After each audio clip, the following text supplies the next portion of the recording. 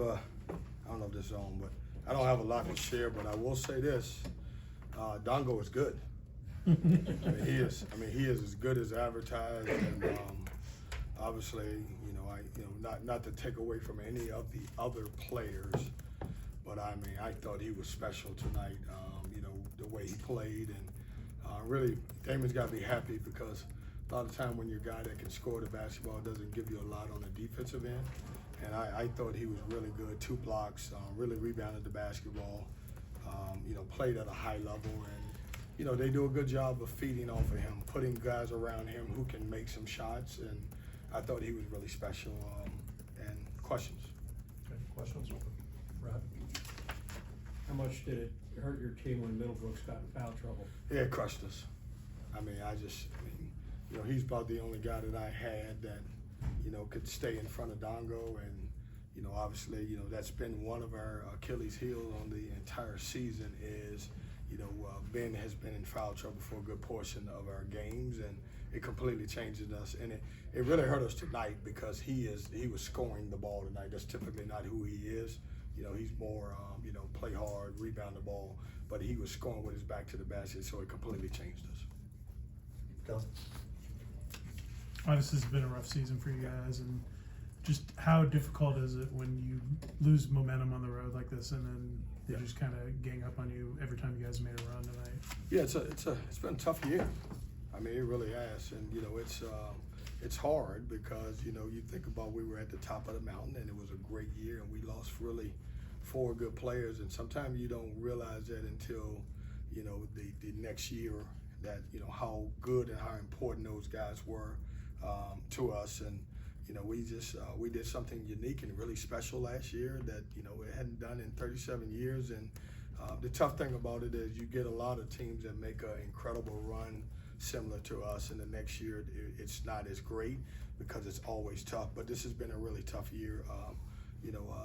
I hope that with the way where things are going now, and we get to have the chance to move stuff in-house and it's more revenue sharing, I think it'll be a little bit different for us, and I think we'll be able to compete a little bit more. But it's been tough. I mean, I'll be the first to tell you, and I'll give our guys credit. They're showing up. I thought we got a little off-toughed, but I don't think that anybody's laid down. It's one of those situations where we normally take care of the basketball, and we turned it over today, and obviously had touchdowns on the other side. Anything else for Coach? You have some quick guards that have the ability to get to the hoop, but I imagine, knowing that Dongo was down there waiting, that put a little hesitation into what they were doing?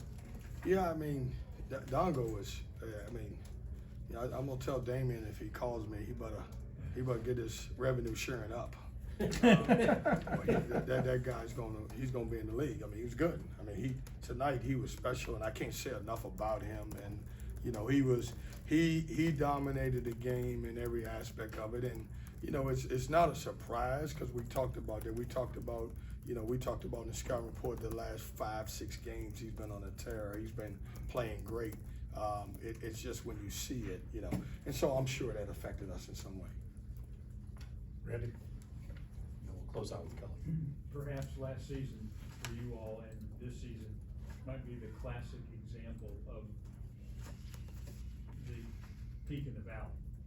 And when the valley's part 2 of those 2 things, where do you think about trying to go from that valley? Yeah, I mean, look, things are in today's game, things can change quickly. We were at the top of it. I mean, I don't know that there's ever been a 9-game stretch like the one we had.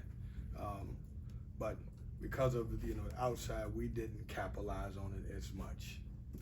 When it gets moved in the house and our administration has a little bit more control of it, I think we're going to be fine.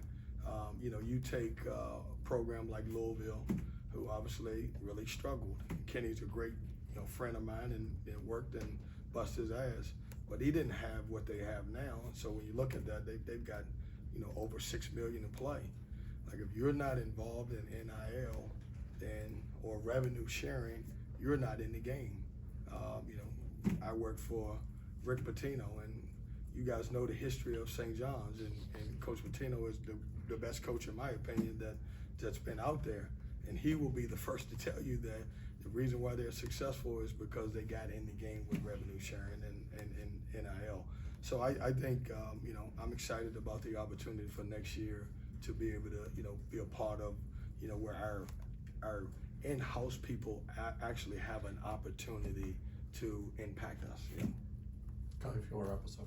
Sure. This is a little to the side, but definitely on topic. The way the ACC tournament's set up now, you guys have to claw to get in. Mm-hmm. Is that frustrating for you that they're not setting it up so everybody can get into the tournament and have a chance like you guys made that run last year? I think if you win the tournament, and this is a joke, I'm saying a joke when I really don't feel like joking. But I think that if you win the tournament the year before, you should automatically get in. I don't know. I don't make the rules. I don't. I mean, but I do think, you know, it's something that we need to look at. You know, at the end of the day, you're playing a long season.